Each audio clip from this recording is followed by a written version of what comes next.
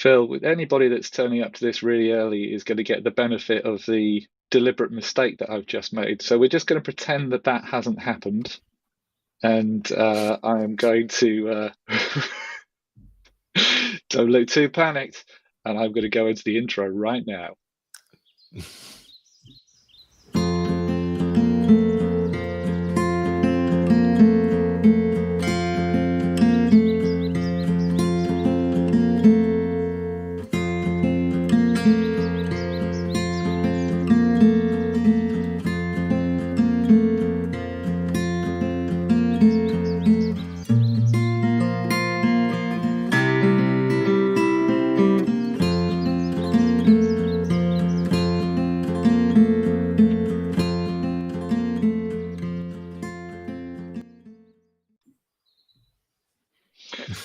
Smooth, wasn't it, Phil? Did you like that? I managed to get the volume to go down, but there was an unexpected crashing of the video just as I hit go live. Oh dear. So apologies for that false start to anybody that was in there right at the beginning. How are you doing? I'm very well. I see you're not dressed in your usual garb. No, no. For once, Wearing a Brighton shirt. the how funny. The man of badgers has become an owl for Oh, this occasion. This football. was, oh my word. It was absolutely incredible last night. For the benefit of anybody that doesn't quite understand why I'm wearing the shirt, I'm a Sheffield Wednesday fan. And last night, Sheffield Wednesday were involved in quite possibly the most ridiculous match of football that I've seen in years and years. They were losing 4-0 after the first leg of a playoff game, which means that they had to get at least 4 goals without the opposition scoring. And they scored their fourth goal 7 minutes into injury time to get it into extra time. And then they won on penalties. And it was just mind blowingly crazy football. Absolutely loved it. So Crazy that's times why. in Sheffield last night in half the pubs. Yes, yeah, half the pubs. The other pubs are probably just a bit like, so what? So, yeah. But yeah, it was Good. crazy. I'm glad you're happy.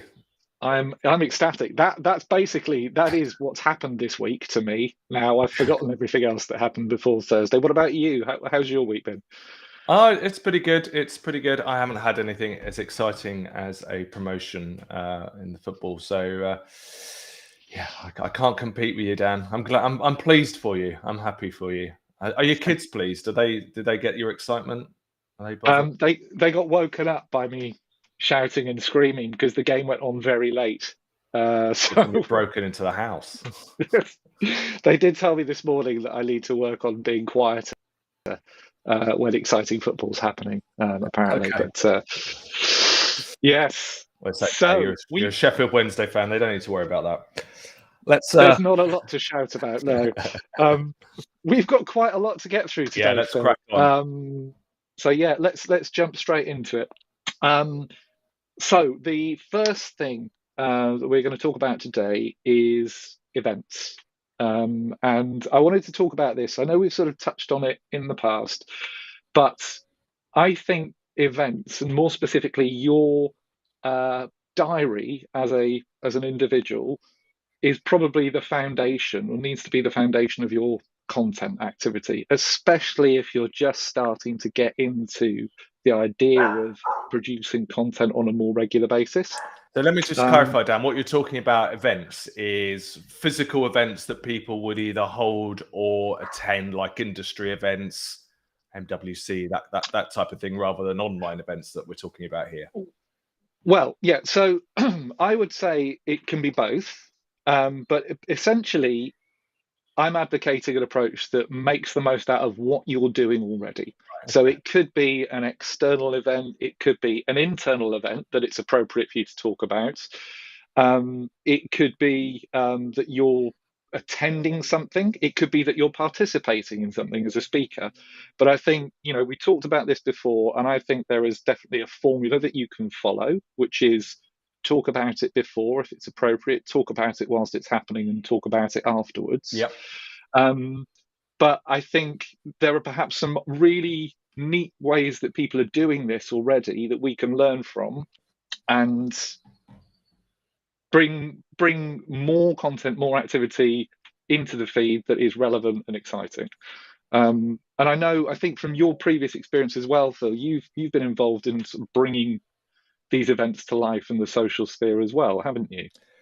Yeah, I mean, certainly in my agency days, we used to do a lot of event support from a social media point of view for brands, actually, more than individuals, which Yeah. we do more of now, like you. And but then that was all Twitter based. I mean, we're talking pre-pandemic and pre-Elon Musk. So we would rock up, and yeah, we would do the stuff that you talk about, the pre-event promotion. But a lot of it was about trying to sort of create a moment online for those that can't attend. So we would, I don't know, live tweet. We would do periscopes. Do you remember those? The video, Oh yeah. and live stream Twitter, that kind of thing. Go round events and stuff like that. And I think what really helps is, well, a couple of things. Actually, a bit of preparation. Make sure everybody knows what's going on. So we would have call sheets telling people where they needed to be, who was going to be doing what, when. Just a bit of basic equipment, like having a microphone that you can plug into your phone and a bit of lighting and stuff like that, having somebody to present it, to front it up.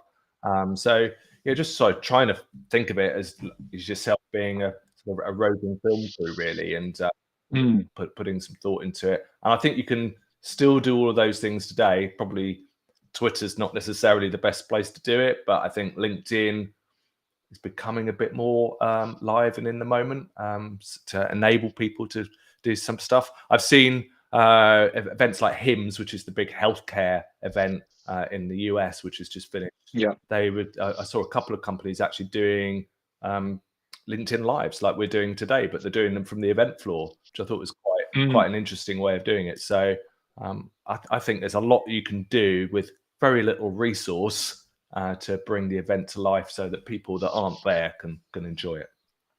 Mm. And that's actually the part that I want to really focus on, the very little resource bit, because where I'm coming at this from is what can you as an individual do, and how can using your own existing event schedule help you to build the content habit. So I've been looking at a few examples of this that I wanted to share with you today.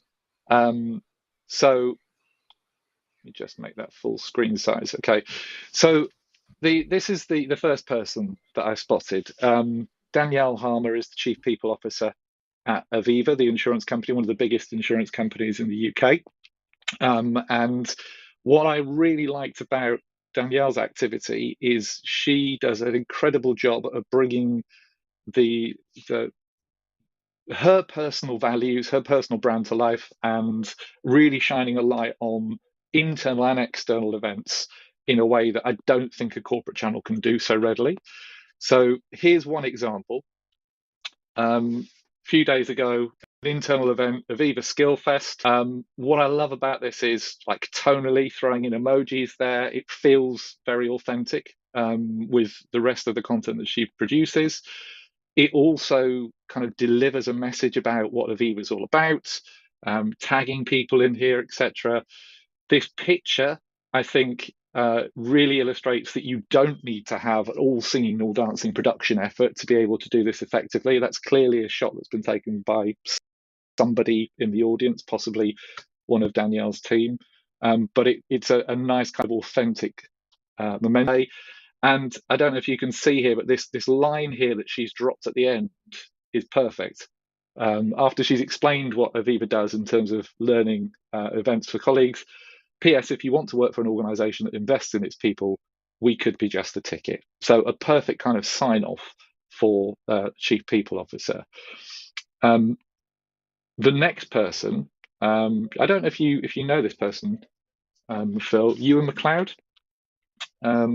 Yeah, I do actually. He used to be a journalist, I think, didn't he? Well, Back in the day, yeah, blogger with with a big mobile phones, yeah texting or something like that. Mobile Industry Review was the Ah, there website that you he founded. Yeah.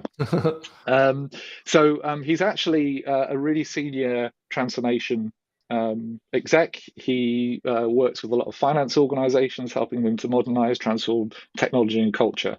But what I really liked about what Ewan does is he literally brings his day-to-day activities into his feed. So we're not just talking about the events that he's at. We're actually talking about almost what you could consider quite mundane things, really. So I'm not sure it's Monday is the right word to use, actually, whether you're spending your time in Dubai. But here he is talking about being at a particular venue for most of the day, talking about having client briefings, but also saying, look, I'm going to be here in a week's time. If you want to meet, let me know. And look at that, a nice selfie of him, really decent engagement. He's basically making the most out of what he's already doing rather than having to lean on additional ideas, additional content. And he does that time and time again. So I recommend people check out his feed if they want to see some really good examples. And I'll drop these all in the chat afterwards. And then last but by no means least, John Buckthorpe. So cards on the table. I used to work with John. I know John really well. And I have a huge amount of respect for the way that he deals with his content. I would say his feed is probably one of the best in class that I've seen when it comes to somebody who is really maximizing the events that they're at and combining that with the natural enthusiasm that he's got for his role. The example I wanted to call out here, and I don't know if you've seen something like this before, Phil. This is like a summary of CES, the major consumer event that happens in Vegas at the start of every year. He's giving his kind of takeouts here of the key announcements that happened, and he's got some content down here as well to kind of showcase the fact that he was there. But as you may clock from how grainy that video is, he wasn't actually there this year. This is actually content from 10 years ago that he's recycled to say, like, I was there, I saw all of this stuff, and now what the current news is from that occasion. John makes like a really, really strong case for using pieces to camera whilst he's walking around the events, explaining what's going on, sharing what he's learned with his audience. And you can see he's built up quite the following as a result of that. He's got more than 6,000 followers. So he is probably one of the best examples that I've seen of somebody that is utilizing what they're already doing to great effect to build that content engine. So, with all of that in mind, if anybody else is watching and has examples of people that they think are worth checking out, feel free to drop them in the comments. We will make a point of calling those out in the summary, and we're just interested to see other people that are doing a great job with this stuff too. Phil, the next thing we wanted to talk about is kind of related to events in a way, tangentially, and that's financial results. There are things that have happened. Yeah, I would just to go back to the event stuff that you were just talking about, just to add something on there. I think one of the things that occurs to me, I hadn't seen those examples before, is that it's kind of just reinforcing the importance of getting photographs while you're there at these things.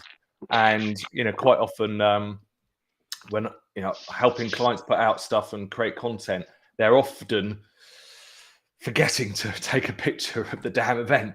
And it doesn't take a lot of effort once you're in the event just to take a picture of who's on stage, and then when you put that up, remember to tag them and all of that stuff. It's just an extra couple of minutes in your time, just something extra to think about. Not everybody wants to do the selfie thing that you showed, and I can understand that, the UN example, but at least they could take pictures of other people doing things or their own teams, and that just makes the event post or the roundup, however you're doing it, just add a bit of value. And all those examples there had photos, and they wouldn't have been anywhere near as strong without that. Yeah, that's a really good shout out, actually. And I think just to kind of to add to that, if you're doing it for an internal audience, which a lot of the time people are, you should really consider which aspects of that for the internal audience are appropriate for an external audience, and try and kill two birds with one stone whenever possible. Because many of the time that you and I have both worked with leaders who are all up for doing the internal comms piece and putting themselves on camera, but when it comes to switching that to an external audience, they're not so comfortable. Yeah, something get bashful. Yeah, exactly. So financials, Phil. Let's talk financials. Who is doing this well in your eyes? Well, let's just sort of narrow it down a little bit. So, what we're talking about here is financial results. So, whether that be quarterly or annual results, there's a whole lot to the realm of investor relations, which we won't spend time going through today. I'm not actually an expert in that space anyway, but do sometimes get involved helping companies as you do that are listed on various stock exchanges and helping them kind of announce their results. And it's just amazing. Maybe your experience this is how people just want to basically put the press release up on the up on their site, or just share the company announcement, which I think is a bit boring, isn't it? So I've got a Mm. few examples here. I think people keep messaging me at the moment as well, but I might ignore those. Right, if you let me do the screen share thing, I'm going to show you 3 ways of doing it, and then we can have a little chat about Okay. how they're getting on. Currently, you're going to be sharing us talking at the moment. So I will go like, there you go. Right. Okay, so we've got Nick Collins, who's executive director of vehicle programs at Jaguar Land Rover, and he's basically done a share of Jaguar Land Rover's results. So you don't get such good reaction when you're doing a share, as you know, the reach is a little bit throttled. But essentially, just wanted to show here using the carousel method. So they've basically taken their results and put that into a carousel, which is just an easy way of showing the results. It would have been better if he'd just put that carousel in himself, but that's sort of method 1, if you like. Method Yeah. 2, which I'm going to show you, is Bernard Looney, an example of somebody we've called out before as being good on social media, particularly LinkedIn.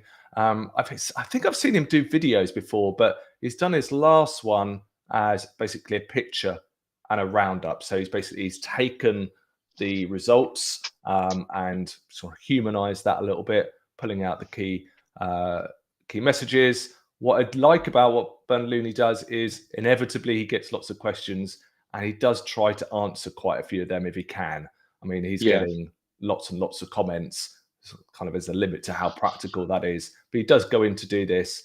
And I know somebody that is involved in Bernard Looney's executive communications, and he tells me that he's actively involved in this. He's not just kind of letting the comms team take over his account or anything like this. He's actively involved in it, which is great, authentic comms. So that's Bernard.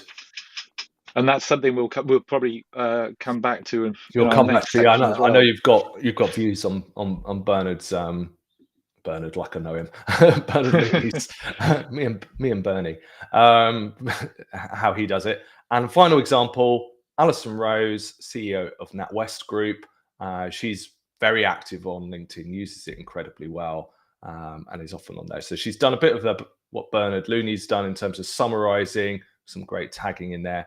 But she's done a video, which I think is still so underutilized. Not many people are using video for their, well, actually generally, but also for their financial announcements. So it's a straightforward piece to camera.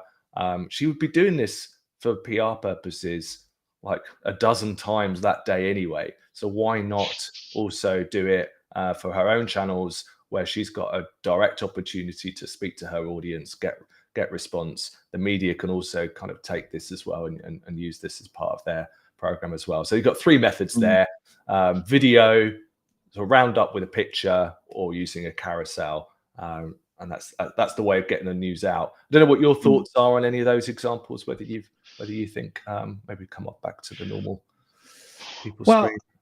Yeah, so I like all of those examples. I think you're right. There's the lightest touch, which is just to hit repost and do nothing. Then you've got the reshare, add that context, and then start to create original content, which is where the value really comes from.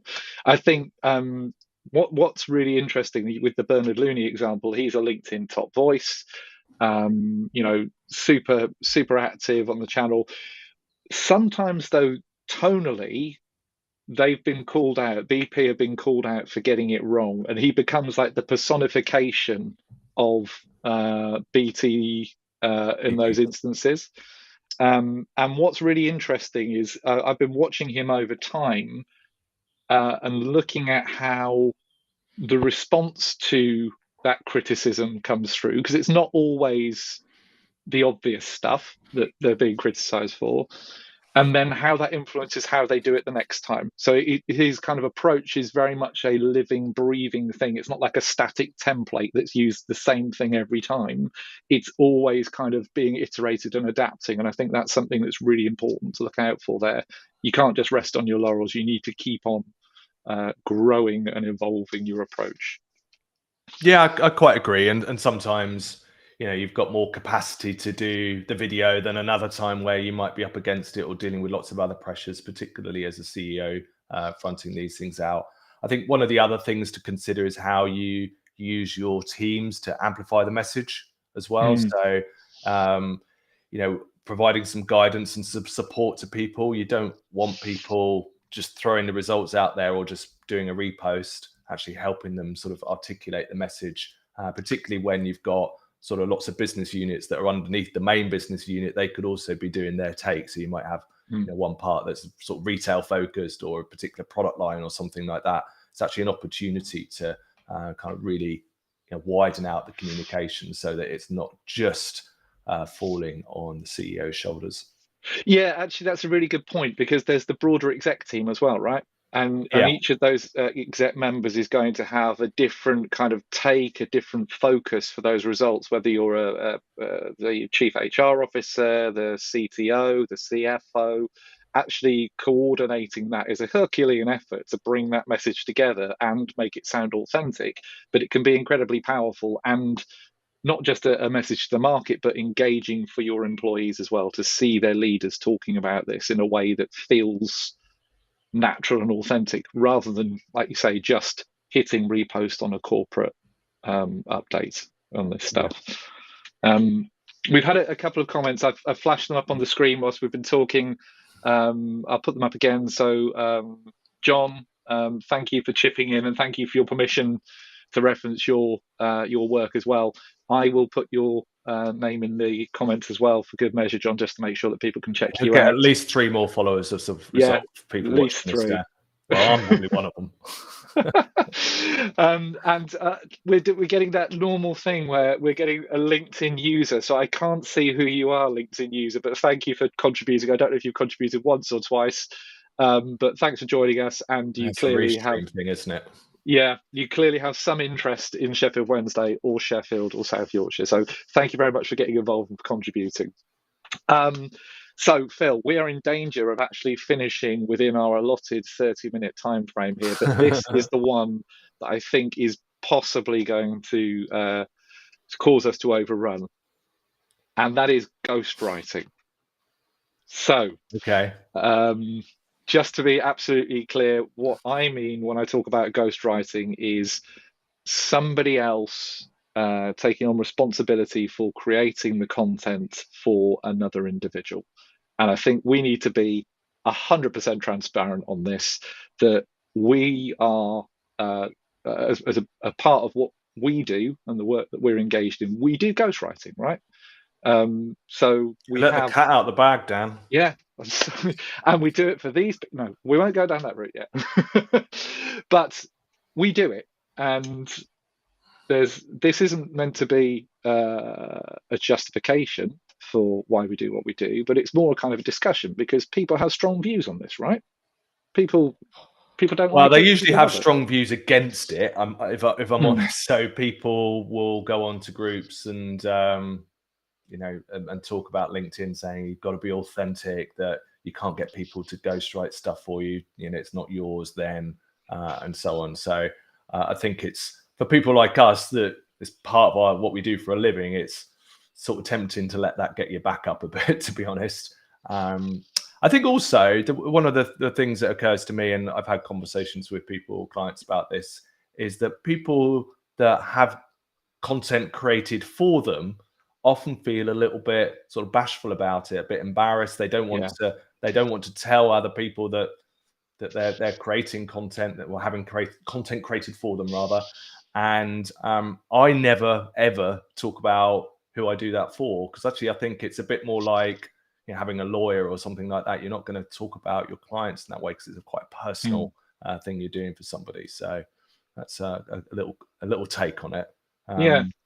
Do you What? think? Do you think there's any justification? It's difficult for us to have a for and against on this one, isn't it? Because we both do it, and we both feel quite strongly that it's something that's okay to do. What Yeah. would you say is the reason for people, on the side of you shouldn't ghostwrite? Oh, look at that! You've gone in and asked me the nasty question that I was just about to ask you. Ah, So I think this is this boils down to how it's done a lot of the time, rather than the fact that it's done.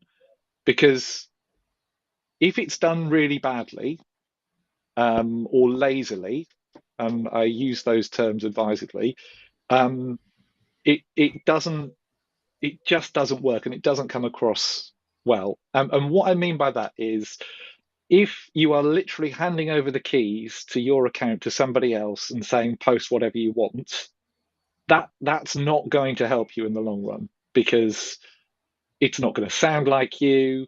Chances are it's going to be done in a very sort of generic, impersonal way, um, and it's going to sound more like a corporate channel than it is an individual behind it.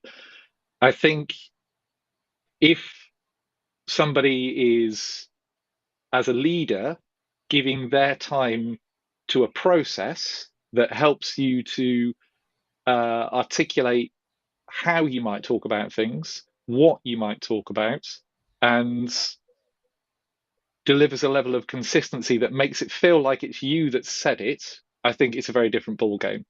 And a lot of the time, I don't think people would necessarily understand, or would recognize that it's not you that's talking through that stuff, that's explaining these things, because it does feel like you. so what you're saying So is that people only get upset because it's badly done. I think there is some legitimate upset that it's being done by someone else. I think there are purists, 100%. But I also think you have to be realistic about this stuff, that if you're a senior leader, a channel like LinkedIn is invaluable, but you have a whole load of other things that you also have to do, and there are only so many hours in the day.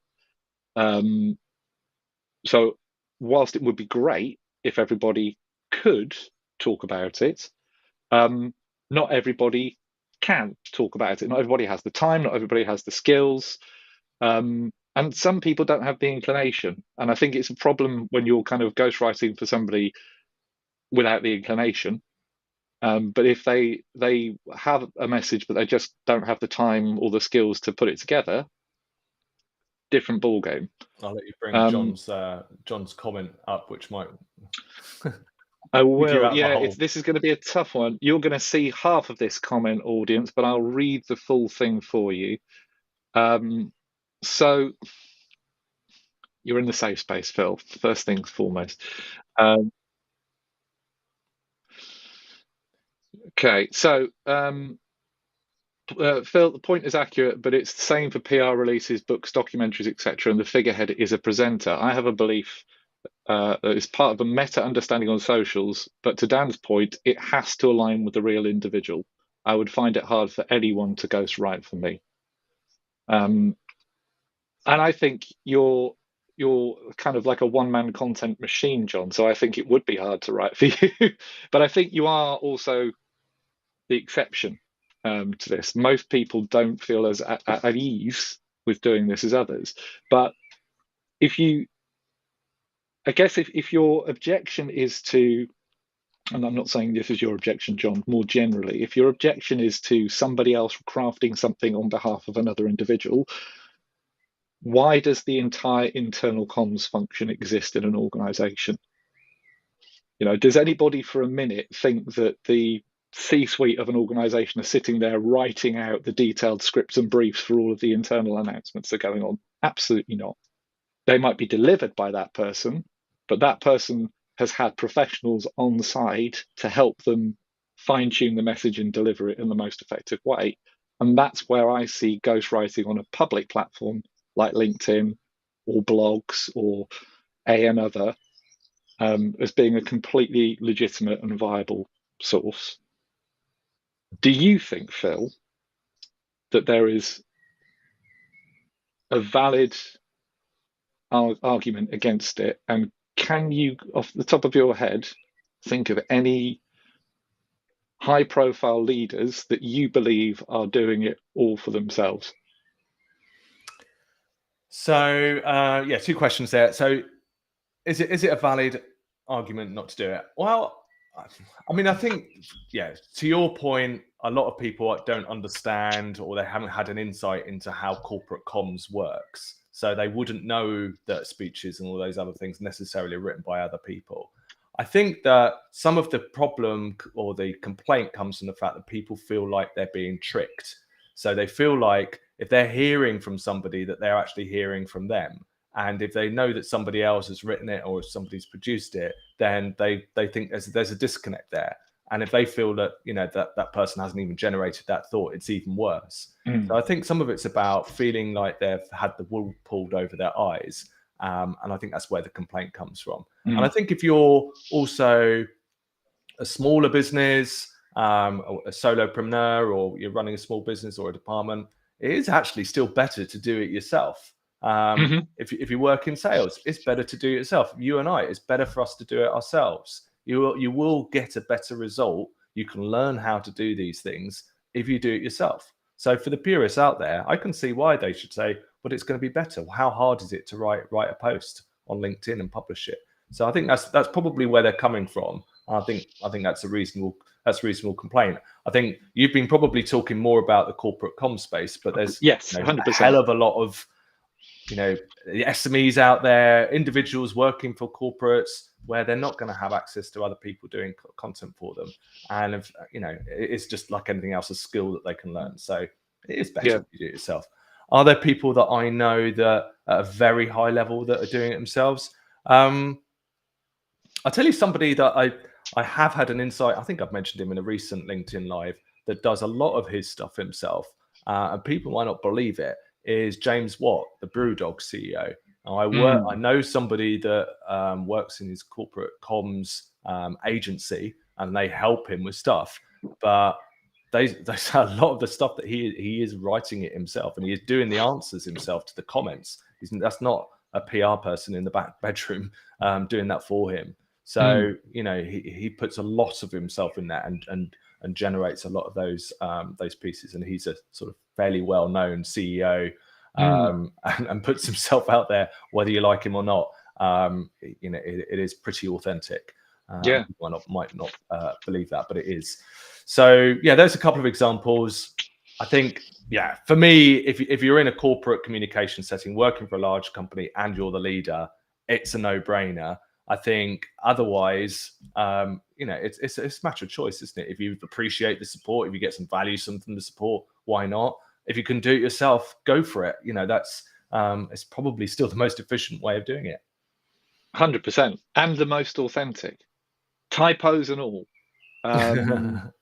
Um, but yeah, and I think actually there's just, before we close this one out, I think there's one more point it's worth adding there, Phil, which is um, why you can't afford as a business person at any level to just hand it over to somebody and then let them get on with it is the meeting that you walk into with your prospective employee, customer, or what have you, and they say to you, "Oh, I really like that post that you did about X," and you just stare at them blankly and go, "Yeah, sure, sure," and then proceed to completely contradict the point that you just made in that post because you haven't been paying attention to it. That is when I think it's a really high risk strategy to have a ghostwriter on board.